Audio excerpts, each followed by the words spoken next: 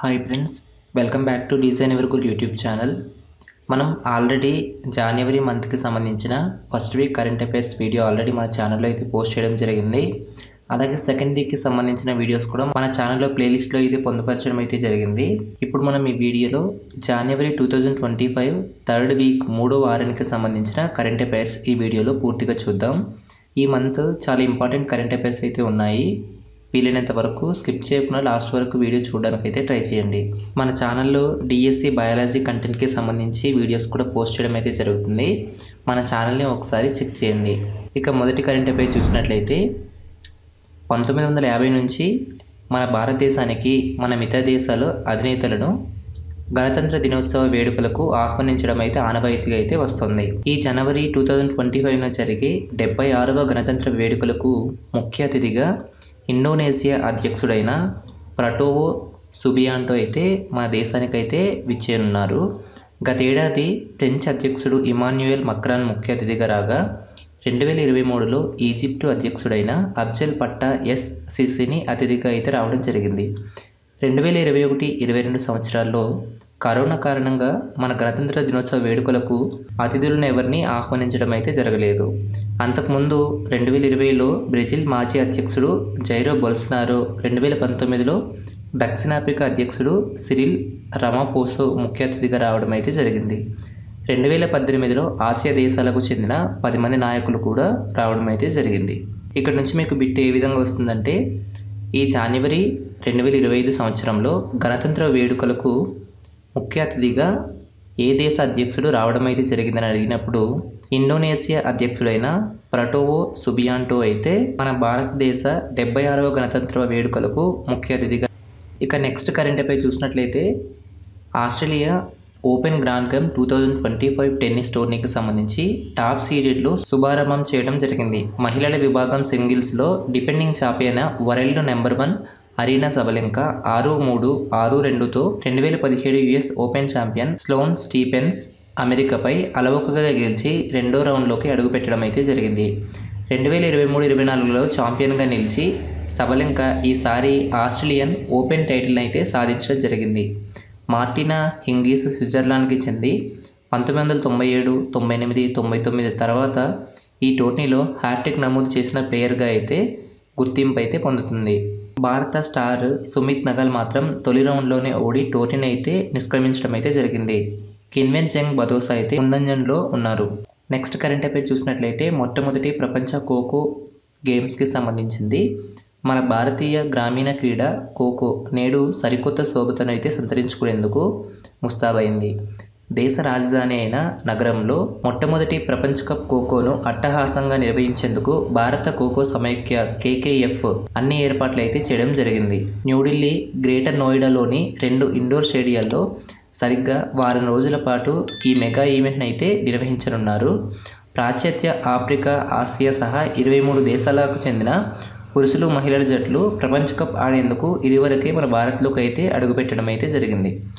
సోమవారం జరిగిన ప్రారంభ మ్యాచ్లో భారత పురుషుల జట్టు నేపాల్తో అయితే తలపడనుంది. ఇక్కడ నుంచి కూడా మీకు బిట్స్ వచ్చే అవకాశం అయితే ఉంది. మొట్టమొదటి ప్రపంచ కప్ ఖోఖో గేమ్స్ ఎక్కడ నిర్వహించారని అడిగినప్పుడు భారతదేశంలోని రాజధాని అయిన న్యూఢిల్లీ, గ్రేటర్ నోయిడాలోని 2 ఇండోర్ స్టేడియాల్లో అయితే జరిగింది అని గుర్తుపెట్టుకోవాలి. ఈ గేమ్స్కి ఎన్ని దేశాలు పార్టిసిపేట్ చేసిందని అన్నప్పుడు 23 దేశాలను అయితే మీరు గుర్తుంచుకోవాలి. అలాగే ఇందులో మొదటి మ్యాచ్ ఎవరెవరి మధ్య జరిగింది అన్నప్పుడు భారత్ మరియు నేపాల్ మధ్య జరిగిందని గుర్తుపెట్టుకోవాలి. నెక్స్ట్ కరెంట్ అఫైర్ చూసినట్లయితే స్పేడెక్స్ డాకింగ్ ఇస్రో పురోగతి జంట ఉపగ్రహాలను 15 మీటర్ల నుంచి 3 మీటర్ల దగ్గరకు అయితే ఇస్రో తీసుకురావడం అయితే జరిగింది. గతేడాది డిసెంబర్ 30వ తేదీన పిఎస్ఎల్వి C60 రాకెట్ ద్వారా నింగిలోకి ప్రయోగించిన ఈ జంట ఉపగ్రహాలను SDX-X01 చేజర్ మరియు SDX-02 టార్గెటర్ను ఇస్రో శాస్త్రవేత్తలు ఆదివారం మరింత చేరువలోకి అయితే తీసుకురావడం అయితే జరిగింది. ప్రస్తుతం 15 మీటర్ల దూరంలో ఉన్న SDX-01 చేజర్ మరియు SDX-02 టార్గెటర్ జంట ఉపగ్రహాలను 3 మీటర్ల సమీపానికి తీసుకురాగలిగామని ఇస్రో అయితే అధికారికంగా తెలిపింది. అత్యంత సమీపానికి తీసుకొచ్చినప్పుడు నమోదైన డేటాను క్షుణ్ణంగా అధ్యయనం చేశాక మరోసారి మరింత సమీపానికి తీసుకొచ్చే ప్రయత్నం చేస్తామని ఇస్రో వివరించడం అయితే జరిగింది. ఈసారి ఈ 2 ఉపగ్రహాలను 1.6 మీటర్ల దగ్గరకు తీసుకొచ్చే అవకాశం ఉందని ఇస్రో అయితే పేర్కొంది. ఈ ప్రక్రియ విజయవంతమైతే భవిష్యత్తులో అంతరిక్షంలో భారత స్పేస్ స్టేషన్ నిర్మాణానికి చేపట్టేందుకు మార్గం ఏర్పడుతుందని ఇస్రో అయితే తెలిపింది. నెక్స్ట్ కరెంట్ అఫైర్ చూసినట్లయితే భారత star javelin throw athlete Neeraj చోప్రాకు మరోసారి ప్రతిష్టాత్మక గుర్తింపు అయితే లభించింది. ప్రపంచవ్యాప్తంగా పేరొందిన ప్రముఖ America magazine track and field 2024కు గాను మేటి పురుష జావెలిన్ త్రో అథ్లెట్గా నీరజ్ చోప్రాను అయితే ఎంపిక చేయడం జరిగింది. అతడు వరుసగా 2వ ఏడాది ర్యాంకింగ్స్లోనూ మొదటి స్థానంలో అయితే నిలవడం జరిగింది. గతేడాది పారిస్ ఒలింపిక్స్లో రజతం గెలిచిన 27 ఏళ్ల నీరజ్ ఈ మ్యాగజైన్ ప్రచురించిన ర్యాంకింగ్స్లో 2 సార్లు ప్రపంచ ఛాంపియన్గా అండర్సన్ పీటర్స్ కెనడాను వెనక్కి నెట్టి అగ్రస్థానం అయితే దక్కించుకున్నాడు. 2023లో అతనే మొదటి స్థానం సొంతం చేసుకున్నాడు. నీరుడు డైమండ్ లీగ్లో దోహా, లాసెనే, బ్రసెల్స్ పోటీల్లో నీరజ్ 2వ స్థానాన్ని కైవసం అయితే చేసుకున్నాడు. పావో నూర్మి క్రీడల్లో ఛాంపియన్గా అయితే నిలవడం జరిగింది.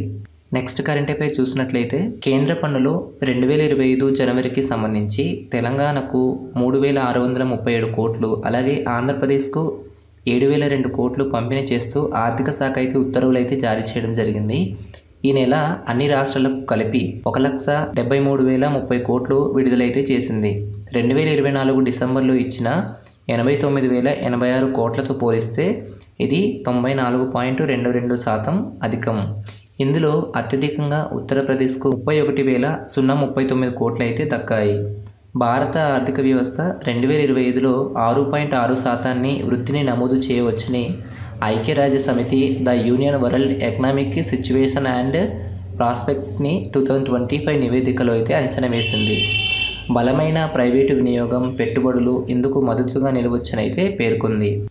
నెక్స్ట్ కరెంట్ అఫైర్ చూసినట్లయితే తెలంగాణలోని చేనేత జౌళి కార్మికులకు 168 కోట్లతో చేనేత అభయహస్త పథకం అమలుకు ముఖ్యమంత్రి రేవంత్ రెడ్డి గారు 2025 జనవరి 10న ఆమోదం అయితే తెలిపారు.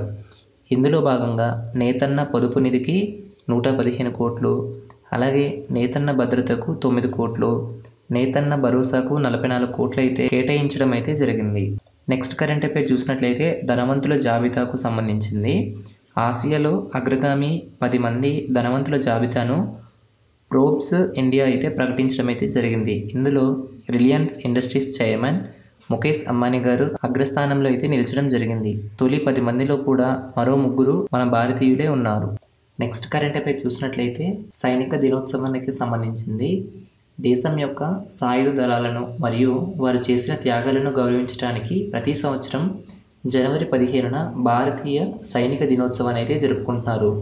ఫీల్డ్ మార్షల్ కోదండర ఎం కరియప్ప జనవరి 15, 1949న భారత సైన్యానికి మొదటి భారతీయ కమాండర్ ఇన్ చీఫ్ అయితే అవ్వడం జరిగింది. జనరల్ FRR బుచెర్ నుండి బాధ్యతలు అయితే స్వీకరించారు. ఈయన చివరి బ్రిటిష్ చీఫ్. అప్పటి నుంచి ఈ రోజును సైనిక దినోత్సవం అయితే జరుపుకుంటున్నారు. ఈ సంవత్సరం ఆర్మీ డే యొక్క థీమ్ చూసినట్లయితే సమర్థ్ భారత్ సాక్సం సేన. ఇక్కడ నుంచి కూడా మీకు ఇంపార్టెంట్ బిట్ వచ్చే ఛాన్స్ అయితే ఉంది. సైనిక దినోత్సవానికి సంబంధించి ఈ సంవత్సరం యొక్క థీమ్ ఏంటి అని అడిగినప్పుడు సమర్థ భారత్ సాక్సనం సేన అని అయితే గుర్తుంచుకోవాలి. ఈ సైనిక దినోత్సవం ఎప్పుడు జరుపుకుంటారు అంటే జనవరి 15న. నెక్స్ట్ కరెంట్ అఫైర్ చూసినట్లయితే చంద్రుడిపై అన్వేషణలో భాగంగా ఫైరే ఏరోస్పేస్ బ్లూ గోస్ 1 మిషన్ను ప్రయోగించింది. తాజాగా బ్లూ గోస్ 1 హకుటో R2 పేరిట 2 ల్యాండర్లని జాబిలీ యాత్రకు పంపింది. స్పేస్ ఎక్స్కు చెందిన ఫాల్కన్ 9 రాకెట్ వీటిని నింగిలోకి అయితే తీసుకెళ్లింది. ఫ్లోరిడాలోని నాసాకు చెందిన కెన్నడీ స్పేస్ సెంటర్ నుంచి ఈ ప్రయోగం అయితే జరిగింది. బ్లూ గోస్ట్ ల్యాండర్ని ఫైర్ఫ్లై ఏరోస్పేస్ సంస్థ నిర్మించింది. హకుటో R మిషన్ 2ను ఐస్పేస్ అయితే నిర్మించడం జరిగింది. ఈ 2 ల్యాండర్లు వేర్వేరు దేశ ప్రాతినిధ్యం వహిస్తాయి. నాసా చేపట్టిన కమర్షియల్ లూనార్ పేలోడ్ సర్వీస్లో ఫైర్ఫ్లైకి చెందిన బ్లూ గోస్ట్ అత్యంత కీలకమైంది. ఇది చంద్రుడికి చేరడానికి 45 రోజుల సమయం అయితే పడుతుంది. హకుటో R2ని జపాన్ కంపెనీ ఐస్పేస్ అయితే నిర్మించింది. చంద్రుడి ఉత్తర ధ్రువానికి చేరడానికి దీనికి 4 నుంచి 5 నెలల సమయం అయితే పడుతుందని అంచనా. దీనిలో చంద్రుడిపై నమూనాలు సేకరించేందుకు ప్రత్యేక పరికరాన్ని కూడా అమర్చడం అయితే జరిగింది. నెక్స్ట్ కరెంట్ అఫైర్ చూసినట్లయితే డ్రోన్ విధ్వంసక సూక్ష్మ క్షిపణి భార్గవాస్త్రం ఇది ఒక కౌంటర్ డ్రోన్ వ్యవస్థ. జనవరి 15 దేశ రక్షణ వ్యవస్థలోకి మరో సరికొత్త క్షిపణి వ్యవస్థ చేరనుంది. డ్రోన్ విధ్వంసక సూక్ష్మ క్షిపణి వ్యవస్థ భార్గవాస్త్రంను భారత్ విజయవంతంగా పరీక్షించింది. డ్రోన్ తరహా దాడులను సమర్థవంతంగా ఎదుర్కొనేందుకు దేశీయంగా రూపొందించిన ఈ మైక్రో మిసైల్ సిస్టమ్ని ఒడిశాలోని గోపాల్పూర్లోని సీవార్డ్ ఫైరింగ్ రేంజ్ నుంచి పరీక్షించడం జరిగింది. భారత సైన్యం కోసం అభివృద్ధి చేసిన ఈ మైక్రో మిసైల్ 2.5 కిలోమీటర్ల దూరంలోని లక్ష్యాలను కూడా విజయవంతంగా ఛేదించింది. 6 కిలోమీటర్ల దూరంలో ఉన్న చిన్న వైమానిక వాహనాలను కూడా ఇది గుర్తించి గైడెడ్ మైక్రో బాంబులను ఉపయోగించి వాటిని నిర్వీర్యం చేస్తుంది. మీకు ఇక్కడ నుంచి కూడా ఎగ్జామ్స్కి ఇంపార్టెంట్ బిట్ వచ్చే ఛాన్స్ ఉంది. భార్గవాస్త్రం అంటే ఏంటి అని అడగొచ్చు. ఇది ఒక డ్రోన్ విధ్వంసక సూక్ష్మ క్షిపణి. ఇది ఎప్పుడు ప్రవేశపెట్టారు అంటే జనవరి 15 భారతీయ సైనిక దినోత్సవం రోజున ప్రవేశపెట్టడం జరిగింది. ఇది ఎన్ని కిలోమీటర్ల దూరంలోని లక్ష్యాలను ఛేదించగలదు అంటే 2.5 కిలోమీటర్ల దూరంలోని లక్ష్యాలను విజయవంతంగా ఛేదిస్తుందని గుర్తుంచుకోవాలి. నెక్స్ట్ కరెంట్ అఫైర్ చూసినట్లయితే కేంద్ర జల సంఘం CWC చైర్మన్ ముఖేష్ కుమార్ సిన్హాను 2025 జనవరి 13న కేంద్రం నియమించడం జరిగింది. 2025 ఏప్రిల్ వరకు ఈయన ఈ పదవిలో కొనసాగనున్నారు. ప్రస్తుతం ఆయన హైదరాబాద్లోని గోదావరి రివర్ మేనేజ్మెంట్ GRMBకు చైర్మన్గా ఉన్నారు. ఈ వీడియోలో మీకు చాలా అబ్రివేషన్స్ ఉంటాయి. వీటిని కూడా మీరు గుర్తుంచుకోండి. మ్యాక్సిమం ఇలాంటి అబ్రివేషన్స్ మీకు ఎగ్జామ్స్లో అడిగే ఛాన్సెస్ ఉంటాయి. నెక్స్ట్ కరెంట్ అఫైర్ చూసినట్లయితే వాతావరణ మార్పులు మానవ తప్పిదాలతో ప్రపంచవ్యాప్తంగా జీవ వైవిధ్యం క్షీణిస్తోందని జీవ వైవిధ్య పర్యావరణ వ్యవస్థ సర్వీసుల అంతర్ ప్రభుత్వాల నివేదిక IPBES వెల్లడించింది. ఈ IPBES ఫుల్ ఫామ్ చూసుకున్నట్లయితే inter governmental platform on biodiversity and ecosystem services. ఇది UST, UNESCO, UNDP and UNFPA కలిసి science and policy for people and nature సంస్థ ఈ నివేదికను విడుదల చేసింది. ఈ నివేదికలోని అంశాలు చూసినట్లయితే జీవ వైవిధ్య క్షీణిత ప్రభావం ఆర్థిక వ్యవస్థపై ఏటా 10 నుంచి 25 ట్రిలియన్ల డాలర్లుగా ఉంది. 2000 నుంచి 2010 మధ్య కాలంలో జీవ వైవిధ్య తగ్గుదల ప్రభావాన్ని 41% మంది ప్రజలు ప్రత్యక్షంగా చూడగా 9% మంది తీవ్ర అనారోగ్య సమస్యలు, 5% ప్రాంతాల్లో పోషకాహార లోపాలు పెరిగిందని ఈ నివేదిక వెల్లడించింది. ఇందు నుంచి కూడా మీకు ఎగ్జామ్స్లో బిట్ అడిగే ఛాన్స్ ఉంది. ఈ పర్యావరణ వ్యవస్థ సర్వీసులపై అంతర్ ప్రభుత్వాల నివేదిక ఎవరు ప్రవేశపెడతారు అన్నప్పుడు science and policy for people and nature సంస్థ ఈ నివేదికను విడుదల చేస్తుంది. నెక్స్ట్ కరెంట్ అఫైర్ చూసినట్లయితే కేంద్ర వాణిజ్య శాఖ మంత్రి పీయూష్ గోయల్ 2025 జనవరి 14న ఇందూరు, నిజామాబాద్ లోని జాతీయ పసుపు బోర్డును వర్చువల్ గా ప్రారంభించడం జరిగింది. దీనికి తొలి చైర్మన్గా నిజామాబాద్ జిల్లా ఆర్మూర్ మండలం ఆంకాపూర్ గ్రామానికి చెందిన భాజపా నాయకుడైన పల్లె గంగారెడ్డి గారు నియమితులవ్వడం జరిగింది. గతంలో ఈ పంట ఉత్పత్తులు ఎగుమతులు అంతగా ఆదరణలోకి ఉండేది కాదు. తెలంగాణలో నాణ్యమైన పసుపు పండిస్తారు. అందుకే నిజామాబాద్లో పసుపు బోర్డు ఏర్పాటు చేయాలని కేంద్ర ప్రభుత్వం నిర్ణయించింది. ప్రపంచవ్యాప్తంగా పసుపు మార్కెటింగ్, ఎగుమతి, రవాణాపై ఈ బోర్డు దృష్టి సారిస్తుంది. 40 ఏళ్ల రైతుల కళ నెరవేర్చామని పీయూష్ గోయల్ గారు పేర్కొనడం జరిగింది. ఇక్కడ నుంచి కూడా మీకు ఎగ్జామ్స్లో బిట్ వచ్చే ఛాన్స్ ఉంది. జాతీయ పసుపు బోర్డుని ఎప్పుడు ప్రారంభించారు అంటే 2025 జనవరి 14 గుర్తుపెట్టుకోవాలి. ఇది ఎవరు ప్రవేశపెట్టారు అంటే మన కేంద్ర వాణిజ్య శాఖ మంత్రి పీయూష్ గోయల్ గారు. ఈ బోర్డుకి తొలి చైర్మన్ ఎవరు అంటే పల్లె గంగారెడ్డి గారు. నెక్స్ట్ కరెంట్ అఫైర్ చూసినట్లయితే పూర్తి స్వదేశీ పరిజ్ఞానంతో భారత్ రూపొందించుకున్న ట్యాంక్ విధ్వంసక గైడెడ్ క్షిపణి నాగ్ మార్క్ 2ను విజయవంతంగా పరీక్షించడం జరిగింది. రాజస్థాన్లోని పోఖ్రాన్లో సోమవారం పరీక్షలు నిర్వహించారు. అత్యంత ఖచ్చితమైన లక్ష్యాలను ఇది ఛేదించడంలో విజయవంతమైందని భారత రక్షణ పరిశోధన సంస్థ DRDO ప్రకటించడం జరిగింది. ఇది 3వ తరం third generation fire and forget క్షిపణి. లక్ష్యాన్ని అత్యంత ఖచ్చితత్వంతో ఛేదించింది. అలాగే లక్ష్యాలను ఛేదించడంలో క్షిపణి కనిష్ట గరిష్ట పరిధి నిర్ధారణ అయితే అయింది. మొత్తం 3 సార్లు ఇది విజయవంతంగా లక్ష్యాన్ని తాకిందని అధికారులు పేర్కొనడం అయితే జరిగింది. ఈ నాగ్ క్షిపణి సంబంధించిన క్యారియర్ వెర్షన్ నామికా 2ని కూడా పరీక్షించినట్లు తెలపడం జరిగింది. ఈ పరీక్షలో నాగ్ ఆయుధ వ్యవస్థ మొత్తం ఈ క్షిపణి భారత సైన్యం ఇండియన్ ఆర్మీలో ప్రవేశించేందుకు సిద్ధమైందని రక్షణ మంత్రిత్వ శాఖ అధికారికంగా ప్రకటన అయితే పేర్కొంది. నెక్స్ట్ కరెంట్ అఫైర్ చూసినట్లయితే స్పోర్ట్స్కి సంబంధించింది. 2024 సంవత్సరంలో అంతర్జాతీయ వేదికలపై అత్యున్నత ప్రదర్శనలతో సత్తా చాటిన భారత క్రీడాకారులకు రాష్ట్రపతి ద్రౌపది ముర్ము గారి చేతుల మీదుగా జాతీయ క్రీడా పురస్కారాలు అయితే అందజేయడం అయితే జరిగింది. న్యూఢిల్లీలోని రాష్ట్రపతి భవన్లో శుక్రవారం జాతీయ క్రీడా అవార్డుల ప్రధానోత్సవం అయితే కార్యక్రమం అయితే జరిగింది. భారతదేశపు అత్యున్నత క్రీడా పురస్కారమైన మేజర్ ధ్యాన్చంద్ ఖేల్రత్న అవార్డు 2024ను ఈ సంవత్సరం 4గురికి అయితే వరించింది. చెస్కి సంబంధించి ప్రపంచ చెస్ ఛాంపియన్గా నిలిచిన యువ సంచలనం డి గుకేష్ గారికి, అలాగే పారిస్ ఒలింపిక్స్లో డబుల్ మోడల్స్ కొత్త చరిత్ర సృష్టించిన స్టార్ మహిళా షూటర్ అయిన మను భాకర్కి, పురుషుల హాకీ జట్టు కెప్టెన్ అయిన హర్మన్ ప్రీత్ సింగ్కి, పారా అథ్లెట్ హై జంప్కి సంబంధించి ప్రవీణ్ కుమార్ గారికి, ఈ 4గురికి శుక్రవారం రాష్ట్రపతి ద్రౌపది ముర్ము గారి చేతుల మీదుగా ఖేల్రత్న అవార్డులు అయితే అందుకోవడం అయితే జరిగింది. మరోవైపు మొత్తం 32 మంది క్రీడాకారులకు అర్జున అవార్డులు అయితే సొంతం చేసుకున్నారు. వీరిలో 2 మన తెలుగు క్రీడాకారులు ఉండడం విశేషం. ఇక్కడ నుంచి కూడా మీకు ఇంపార్టెంట్ బిట్ అయితే వచ్చే ఛాన్స్ అయితే ఉంది. ఈ 2024 క్రీడా పురస్కారాలు ఎక్కడ జరిగింది అన్నప్పుడు న్యూఢిల్లీలోని రాష్ట్రపతి భవన్లోనైతే గుర్తుపెట్టుకోవాలి. అలాగే ఈ సంవత్సరానికి సంబంధించి మేజర్ ధ్యాన్చంద్ ఖేల్రత్న అవార్డులు ఎంతమందికి వచ్చింది అన్నప్పుడు 4గురికైనా గుర్తుపెట్టుకోవాలి. వాళ్ళు ఎవరెవరు ఏ గేమ్స్కి సంబంధించి అని కూడా గుర్తుపెట్టుకోవాలి. డి గుకేష్ గారికి చెస్కి సంబంధించి, అలాగే మను భాకర్కి షూటింగ్కి సంబంధించి, అలాగే హర్మన్ ప్రీత్ సింగ్కి హాకీ జట్టుకు సంబంధించి, అలాగే ప్రవీణ్ కుమార్ గారికి పారా అథ్లెట్ హై జంప్కి సంబంధించి మేజర్ ధ్యాన్చంద్ ఖేల్రత్న 2024 అవార్డులు అయితే తీసుకోవడం అయితే జరిగింది. అలాగే నెక్స్ట్ చూసినట్లయితే స్టార్ మహిళా అథ్లెట్ అయిన జ్యోతి ఎర్రాజీతో పాటు ప్రముఖ పారా అథ్లెట్ ఓర్గల్లు బిడ్డ అయిన దీప్తి జివాంజీ రాష్ట్రపతి చేతుల మీదుగా అర్జున పురస్కారాలు అయితే తీసుకోవడం అయితే జరిగింది. 3 కోచ్లకి ద్రోణాచార్య అవార్డులను కైవసం చేసుకోగా మరో 2కి లైఫ్ టైం అవార్డులు అయితే వరించాయి. ఈ ఖేల్రత్న అవార్డులు కైవసం చేసుకున్న వారికి 25 లక్షలు, అలాగే అర్జున అవార్డులు సొంతం చేసుకున్న వారికి 15 లక్షలు నగదు బహుమతిని అయితే అందజేయడం జరిగింది. నెక్స్ట్ కరెంట్ అఫైర్ చూసినట్లయితే నెక్స్ట్ ఇంపార్టెంట్ కరెంట్ అఫైర్స్ చూసినట్లయితే జనాభా లెక్కలకి సంబంధించింది.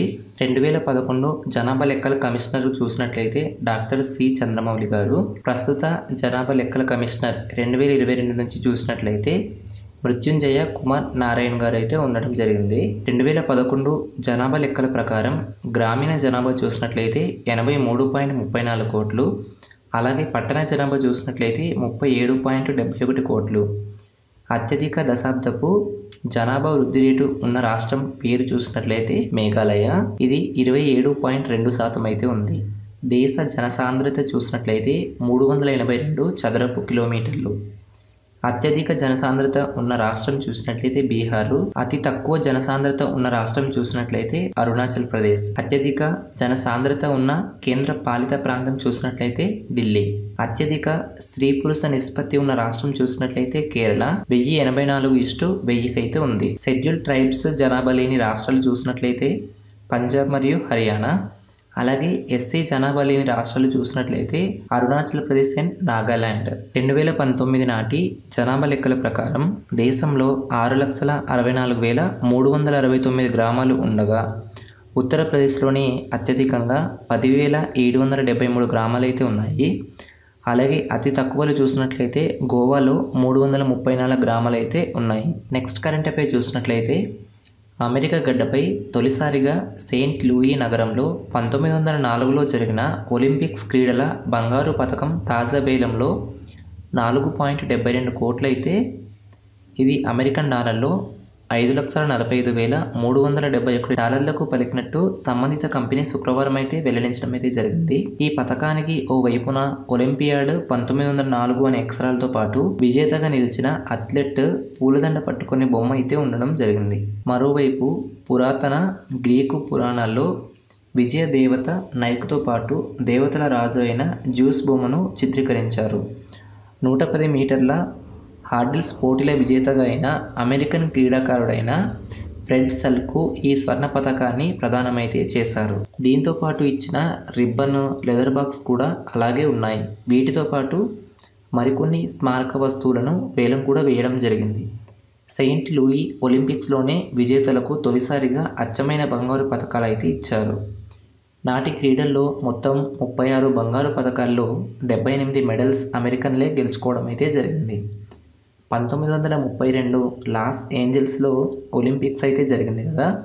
అలాగే 1964లో టోక్యో, 1998 నగానో, 2012 లండన్ ఒలింపిక్స్లలో గెలిచిన స్వర్ణ పతాకాలను కూడా వేలం అయితే వేశారు. 1936 బెర్లిన్ ఒలింపిక్స్ జర్మన్ ల్యాండ్ జంపర్లెస్ లాంగ్ గెలిచిన రజత పతకానికి వేలంలో 4.2 కోట్లు అంటే $4,88,000 అయితే ధర అయితే పలికింది. నెక్స్ట్ కరెంట్ అఫైర్ చూసినట్లయితే ప్రపంచంలోనే తొలి సిఎన్జి స్కూటర్ అయితే అందుబాటులోకి అయితే రాబోతున్నది. దేశీయ ఆటోమొబైల్ దిగ్గజాల్లో ఒకటైన టీవీఎస్ జూపిటర్ సిఎన్జి మోడల్ని ఢిల్లీలో అయితే జరుగుతున్న భారత మొబిలిటీ ఎక్స్పో 2025లో ప్రదర్శించడం అయితే జరిగింది. జూపిటర్ 125cc పేరుతో పిలువబడే ఈ స్కూటర్కి కిలో సిఎన్జికి 84 కిలోమీటర్ల మైలేజ్ అయితే ఇవ్వనున్నది. ట్యాంక్తో పాటు 2 లీటర్ల పెట్రోల్ ట్యాంక్ కూడా ఈ స్కూటర్కి అయితే తీర్చిదిద్దారు. 124.8 cc సామర్థ్యంతో రూపొందించిన ఈ స్కూటర్ గంటకు 80 కిలోమీటర్ల వేగంతో అయితే పోనున్నది. శుక్రవారం జనవరి 17, 2025న భారతదేశంలో అతిపెద్ద మొబిలిటీ ఎక్స్పో అయిన భారత్ మొబిలిటీ గ్లోబల్ ఎక్స్పో 2025ని ప్రధానమంత్రి గారు నరేంద్ర మోడీ గారు అయితే ప్రారంభించడం అయితే జరిగింది. ఇక్కడ నుంచి కూడా మీకు బిట్ వచ్చే ఛాన్స్ అయితే ఉంది. భారత్ మొబిలిటీ గ్లోబల్ ఎక్స్పో 2025ని ఎవరు ప్రారంభించారు అంటే శ్రీ నరేంద్ర మోదీ గారు. ఇది ఎప్పుడు ప్రారంభించారు అంటే జనవరి 17, 2025న అయితే ప్రారంభించడం అయితే జరిగింది. నెక్స్ట్ కరెంట్ అఫైర్ చూసినట్లయితే ఫిన్టెక్ రంగంలో అంతర్జాతీయ భారత్కు 3వ ర్యాంక్ అయితే రావడం అయితే జరిగింది. 2023 నాటికి 2024లో 33% మేర నిధులు రాక తగ్గినా కూడా ఈ స్థానం దక్కించుకోవడం విశేషం. ట్రాక్సన్ అనే మార్కెట్ ఇంటెలిజెన్స్ సంస్థ ఆ మేరకు ఒక నివేదికనైతే విడుదల చేయడం అయితే జరిగింది. అంతర్జాతీయ భౌగోళిక రాజకీయ అనిశ్చితులుండడంతో మొత్తం మీద గిరాకీ తగ్గడంతో ఈ రంగంకి నిధులు రాక క్షీణించిందని అందులో పేర్కొనడం అయితే జరిగింది. 2024లో ఫిన్లాక్ రంగం $1.9 బిలియన్ల మేర సంక్రమించింది. 2023లో వచ్చిన $28 బిలియన్లతో ఇవి 33% తక్కువ. అయినప్పటికీ నిధుల సమీకరణ విషయంలో ఈ రంగానికి అమెరికా, బ్రిటన్ తర్వాత స్థానంలో అయితే నిలవడం జరిగింది. నెక్స్ట్ కరెంట్ అఫైర్ చూసినట్లయితే జనవరి 19వ తేదీన కోక్ బోరక్ డేని త్రిపురలో అయితే జరుపుకుంటున్నారు. దీని త్రిపుర భాషా దినోత్సవం అని కూడా అంటారు. జనవరి 19, 1979న త్రిపుర అధికారిక రాష్ట్ర భాషగా కోక్ బోరక్ భాషను గుర్తించడం అయితే జరిగింది. మీకు ఇక్కడ నుంచి కూడా ఎగ్జామ్స్లో బిట్ వచ్చే ఛాన్స్ అయితే ఉంది. కోక్ బోరక్ డే అంటే ఏంటి అని కూడా అడగచ్చు. ఇది త్రిపుర రాష్ట్రం యొక్క అధికారిక రాష్ట్ర భాష. అలాగే ఇది ఎప్పుడు జరుపుకుంటారు అన్నప్పుడు జనవరి 19వ తేదీన ఇది జరుపుకుంటారని అయితే గుర్తుంచుకోవాలి. నెక్స్ట్ కరెంట్ అఫైర్ చూసినట్లయితే దేశం ఒక తరంలో అత్యంత దారుణమైన ఆర్థిక సంక్షోభాన్ని ఎదుర్కొంటున్నందున ఘనా అధ్యక్షునిగా 3వసారి జాన్ మహమ్మా మంగళవారం అంటే జనవరి 7న ప్రమాణ స్వీకారం అయితే చేయడం జరిగింది. జనవరి 9, 2024న లెబనాన్ పార్లమెంట్ సైనిక కమాండర్గా జోసెఫ్ ఔన్ లెబనాన్ నూతన అధ్యక్షుడిగా అయితే ఎన్నుకోవడం అయితే జరిగింది. 2 సంవత్సరాలుగా ఖాళీగా ఉన్న లెబనాన్ అధ్యక్ష పదవిని ఈ ఎన్నికతో ముగింపు అయితే వచ్చింది. 2022 నుంచి ఈ పదవి ఖాళీగా అయితే ఉంది. అధ్యక్షుడిని ఎంపిక చేసుకునేందుకు గతంలో 12 సార్లు ప్రయత్నాలు అయితే జరిగాయి. ఈ ఎన్నిక ఇజ్రాయెల్, హెజ్బొల్లా మధ్య 14 నెలల కాల్పుల ఘర్షణకు ముగింపు పలుకుతూ కాల్పుల విరమణ ఒప్పందం కుదిరిన సమయంలో లెబనాన్ నూతన అధ్యక్షుడిగా ఎన్నుకోవడం అయితే జరిగింది. ఇప్పటి వరకు మీరు జనవరి 3వ వారానికి సంబంధించిన పూర్తి కరెంట్ అఫైర్స్ అయితే తెలుసుకోవడం అయితే జరిగింది. ఇప్పటి వరకు మీరు జనవరి 3వ వారానికి సంబంధించిన పూర్తి కరెంట్ అఫైర్స్ అయితే తెలుసుకోవడం అయితే జరిగింది. ఈ వీడియో మీకు నచ్చిందో లేదో కింద కామెంట్ సెక్షన్లో అయితే తెలియజేయండి. తప్పకుండా లైక్ చేయడం అయితే మర్చిపోకండి. మీరు లైక్ చేయడం వల్ల ఎక్కువ మందికి ఈ వీడియో అయితే రికమెండ్ అయితే అవుతుంది. మరిన్ని అప్డేట్స్ మీరు పొందాలనుకుంటే మన ఛానల్ను సబ్స్క్రైబ్ చేసుకొని బెల్ ఐకాన్ని యాక్టివేట్ చేసుకోండి. Thanks for watching. బాయ్.